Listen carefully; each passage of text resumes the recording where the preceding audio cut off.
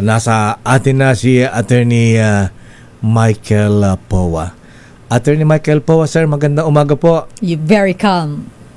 Lakay. Magandang umaga po sa inyo at magandang umaga rin po, Sister El. Good morning, attorney. Ayan. Alam po niyo, Attorney, match po kayo ni Congressman na Chel Jokno. Chel Jokno, ayan. Salamat po. Isa pong pribilehiyo at malayo pa po yung ating kakainin para tayo umabot sa level ng ating mabutihing kongresistang si Representative Jokno. Magka-level na po kayo sa Pagiging kalmado. Sa pagiging kalmado. Doon lang po siguro. And then, sa tagal na rin, Attorney, pwede nang pantayan ang isang Attorney Congressman Chel Jokno. Ayan. Thank you po. Pero para sa akin, malayo pa po tayo doon. But yun, it was really an honor po and a privilege to be opposing. Very humble. Masyado naman po kayong humble, Attorney Michael Powa, sir. Ayan. Dahil masyado po kayong humble, Attorney Michael Powa. Hanapan po kayo ng sponsor para magkaroon po kayo ng merienda sa impeachment trial. Akala ko papadalhan mo si Attorney Powa doon lakay ano ba ang wala pa po ba kayong kape, Attorney? Ayan. Sila kay Attorney, marami tong pwedeng si Kuyang Jong Francisco, meron siyang coffee drop. Ayan. Sagot ko na po yung kape po ninyo. Ayan. Sige po. Okay po ako dyan. Ayan, Kuyang Jong, i-ready mo yung kape ng defense team. Ayan, oo. At siyempre, kailangan may itutulak naman yung kape. Hindi pwedeng puro pantulak lang. Dapat may pambara rin. Kuyang Chito Chavez ng Tinapayan, Kuyang, Ayan, totokahan na kita, Ayan. Totokahan na kita para kinaateng, Ayan. Totokahan na kita ng ano bang gusto tinapay, Attorney Powa, sir, pandesal. Ako gusto ko ensaymada, panderegla. Ayan. Ako, pandesal lang po. Okay, pandesal kay Attorney. Monay. Ayaw mo nung putok. Ayan, anyway, kidding. Gusto ko yung pambungad mo kay Attorney Powa lakay. Naman para kasi Friday ngayon. Chill lang tayo, lang Attorney Powa, sir. Ayan, masyado na natetense ang bayan. Lalo't nakatense ang zona ng presidente. May pasabog daw, earth-shaking daw. Baka lumindol ang kamera sa Lunes. Kailangan na may DACA cover and run. Walang hold. Run na agad. Run na agad. Anyway, Attorney Michael Powa, sir, ayan, dito po sa inyong pag-cross-examine dito kay Director Matibag. Ayan na. Matibag. Oo, natibag, malulupit yung mga sinabi niya, sir, na sinasabi na ang Vice President daw po ay meron ng nakontrata, hindi lang balak, may plano na na ipapatay po ang Presidente, First Lady at dating Speaker Romualdez, sir. Ayan na. Well, yan naman po ay naging testimonya ng ating Director ng NBI, ang ating butihing si Attorney Matibag. So sa atin naman po, kung ano naman po yun, nasabi naman din doon na yung investigation is still ongoing. Kung meron mga maging resulta yan, tayo naman ay handa din nating harapin, kung ano man ang sasabihin nila. At kampante naman po tayo na madidepensahan natin ang Vice Presidente, lalo na sa larangan na yan. Dahil iba po talaga ang pananaw namin sa naging mga pahayag noon. Although, syempre, hindi pa naman namin mailatag sa publiko kung ano ang aming kabuuang depensa at pananaw dyan, kailangan pa natin intayin na kami naman ang magrepresenta ng mga ebidensya namin pagkatapos ng prosecution. Napaghandaan niyo ba, Attorney Michael Powa, sa yung sinasabing yun daw security group ng Vice Presidente ay ang ilan daw po ay persons of interest dito sa issue ng pagbabanta ng Vice Presidente? Opo, well sa atin naman po tayo ay mag-aantabay lang tayo kung ano man ang maging resulta. Hindi kasi tayo privy sa mga detalye ng kanyang sinasabing investigasyon.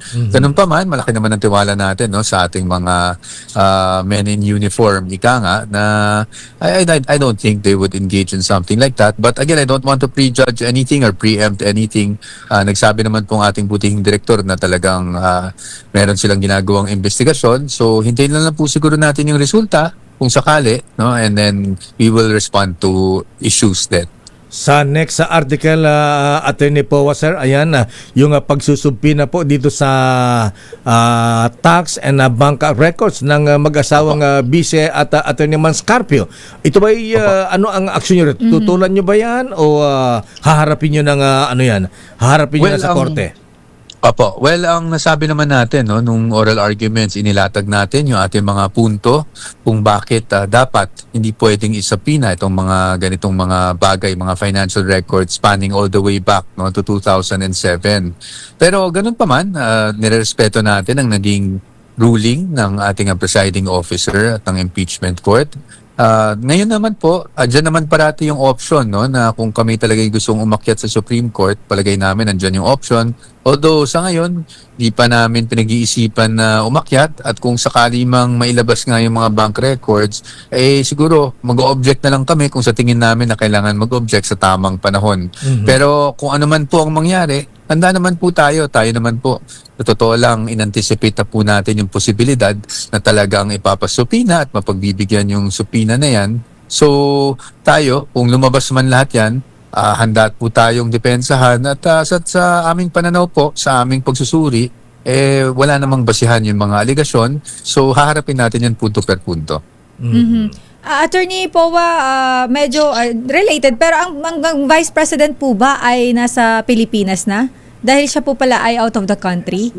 Opo, she's out of the country for engagements with, as I was told, Filipino communities abroad, yung ating mga kababayan na nagtatrabaho sa ibang bansa. But as to when she's arriving, sa totoo lang, hindi ko po alam. Wala po akong detalye. Although magkausap naman po kami araw-araw dahil nga dito sa mga itong nangyayari sa impeachment, may constant communication. Pero ako rin, hindi ko na rin po tinatanong kung kailan siya babalik dahil I think more on the OVP functions naman niya yon. Ang sa akin lang yung sa legal. Meron po ba siyang mga manababanggit sa inyo patungkol dito, reaction tungkol dito sa ongoing na impeachment trial? Wala naman po. Ang huli lang po namin na pag-usapan actually is yung mungkahi ng ating presiding officer, yung advice niya na baka dapat ang spokesperson ay someone who is not necessarily directly part of the lawyers that are appearing before the impeachment court para lang masiguradong hindi tayo madamay doon sa sub judice rule. So, yun po ang huli namin na pag-usapan. But maliban doon, wala naman po. Dahil alam naman yan alam naman namin yung ginagawa naming trabaho. So, kung meron man kaming ipapaalam, pag may mga urgent lang po talaga. So, just in case, attorney, mapapalitan ka na spokesperson. Sa ngayon, status quo muna po tayo dahil wala naman pa pong wala pa naman kaming napipili na spokesperson. Although, nung nakausap ko pong ating Vice Presidente, ang initial reaction or inclination is really that mag-stay ako as a lawyer rather than a spokesperson. So, yun po yung una namin na pag-usapan.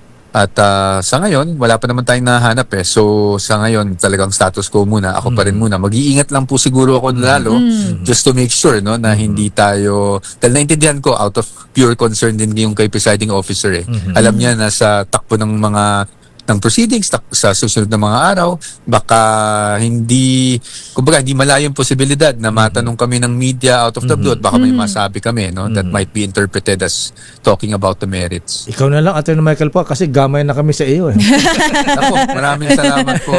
Isa pong malaking karangalan, lalo na galing sa inyo, Lakay Teo. So, ano po, kayo po, actually, yung mga tito ko po, fan na fan po.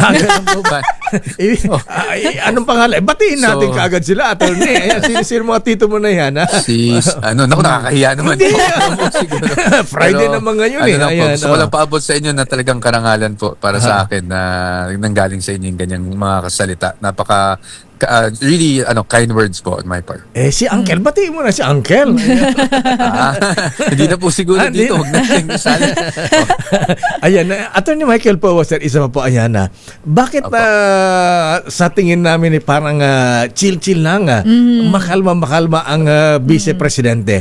Ine-expect ba niya na hindi siya makakonvict dahil una, alam niyo yung administrasyon nangangamba sila sa bilang, hindi makukuha yung Opo. 16 votes sa pahirapan. Yan ba ay isang dahilan kaya parang ang Vice President ay hindi nababahala? Actually, kung sa aking pananaw, hindi naman po dahil doon. Dalawang bagay po siguro, no? Unang-una, kampante naman siya na wala siyang nagawang kumbaga kamalian o katiwalian dito sa kanyang pamumuno. So chill siya. Pero ang mas importante, pangalawa, ang iniisip din niya kasi parati naman niyang pananaw ay lahat ng bagay ay destiny, no? So kung siya ay magiging pangulo or kung siya ay madi-disqualify dahil nga sa impeachment na ginagawa, kumbaga pinapaubaya na po niya sa Diyos at sa destiny kung ano man ang mangyari. Kaya siguro ngayon ang pinipili na lang talaga niya ay mag-focus sa trabaho niya, no, bilang Vice Presidente, pero hindi naman po sa walang pakialam dahil talagang nakikipag-usap po siya sa akin araw-araw, no? Even sometimes twice, thrice a day, ukol sa mga nangyayari sa impeachment para po na-update namin siya ng maayos. But yun lang po talaga. Yun naman po ang demeanor din ng ating Vice Presidente. Ayan, Attorney Michael Powa, sir, ayan, alam mo, ang dami espekulasyon na sa kalagitnaan ng impeachment trial, baka daw po mag-resign ang Vice President sa kanyang posisyon. Ano po ang possibility na yan, Attorney Michael Powa, na pag-uusapan nyo ba? Sa akin po, wala po, kumbaga, wala po yung possibility na yan, no? Dahil matagal na pong napag-uusapan yan, pero ni minsan, hindi po namin yan napag-usapan man lang yung point of resignation. Because, alam nyo, nabanggit na rin sa akin ng Vice Presidente noon pa man, no? Bago pa mag-impeachment. Yung ganyang option to resign kasi para sa kanya ay hindi isang option actually dahil dun sa 32 million na bumoto sa kanya, ang pananaw niya dyan parang binigo mo, no? Tinalikuran mo yung binigay na boto sa iyo ng mga tao. So, hindi ko na po binibring up man lang yan at namin na pag-uusapan dahil alam ko na kaagad yung posisyon niya ukol dyan. Kasi alam mo, sabi na aking bubit sa Padre Fora, Attorney Michael Powa, sabi gano'n ang isang option ng Vice President ay mag-resign. Ayan. Kung halimbawa ay sabihin ituloy pa rin ang impeachment trial at i-convict ang Vice Presidente, may option pa siya. Pwede pa siyang umakyat ng Supreme Court. Tama po. Tama po. Tama naman po yung sabi ng ano nyo, no, bubwit sa Padre Paula. Tama po 'yon. And to be very objective about it. Syempre po on the legal side, parati namang may ganyang option of resignation, hindi ba? Pero pagdating kasi sa Vice Presidente, hindi na po niya tinitingnan talaga yung ganyang option. At least from what I know and from how I've known her for the past few years, no? Talagang very firm siya na ano na lang ang iisipin ng lahat ng bumoto sa kanya kung ganitong binabati ko siya, bigla na lang siya magre-resign. Ayan. Attorney, meron akong pahabol kasi alam naman natin na may naging komento si Senator Judge Robin Padilla tungkol sa yung pagiging one-sided. So, para sa iyo, Attorney, ano po yung tingin nyo yung nagiging takbo po ng due process ngayon? Okay naman po ba? Nasusunod naman po ba lahat ng due process? At wala naman po bang bias na nakikita on your end sa defense? Well, sa atin naman po, unang-una sa lahat, no, ayaw ko talagang magkomento sana sa mga sinasabi na kung sino mang senator judge, whether it be for us or against us. Kasi sa tingin ko naman, wala naman talagang for us or against us dito. Lahat naman sila, kung nagtatanong man, ay talagang may pinanghuhugutan lang na kailangan nilang maklarify. No? Ngayon, doon naman kay Senator Robin, hindi ko po gusto sanang komentan, pero kasi may ano din naman tayo dito, na meron naman tayong inaaral sa law school, naaral noon sa law school, na pagdating sa prosecution, the job naman is of the prosecution, more than to convict, no, is really to serve the ends of justice. So, it's not necessarily conviction. But, baka naman, I don't want to speculate kung ano yung ibig niyang sabihin doon, but gusto ko lang magbigay ng ganung pananaw, no. At panghuli, ano naman po tayo, I think from the past few weeks, although maraming lumalabas sa social media na kesyo one senator is lawyering for the defense or for the prosecution, I think in all impeachment trials before, talaga namang nagiging ganyan yung mga batikos laban sa senator judges. But in all fairness, and let's just be fair to the senator judges, no, wala naman po kaming napapansin na ganyan kasi we have to give them the benefit of the doubt. So whether the comment is against the defense or nakakatulong sa defense, sa atin po, ang tingin ko gusto lang talaga malinawan, lalo na masalimuot yung mga aligasyon, mga issues, mga sinasabi na sa testimonya ng mga witnesses. Baka naman po gusto lang talaga malinawan ng ating mga senator judges at mapikita naman natin talaga in the following weeks pa kung paano ba talaga ang takbo because they are bound for to political neutrality. So siguro ang paalala ko lang sa taong bayan, baka pwedeng let's give the benefit of the doubt to all the senator judges. Alright. Attorney Michael Powa, sir, maraming salamat po. Stay cool, stay calm. Yes, so Thank you po, Lakay Deo, Kalmado. Sister El. Maraming salamat. It's always a pleasure to talk to you at magandang umaga po sa inyo. Thank you Thank very you, much, Attorney. Attorney Michael Powa mula sa Defense Team. Mr. President Dong, ano mas?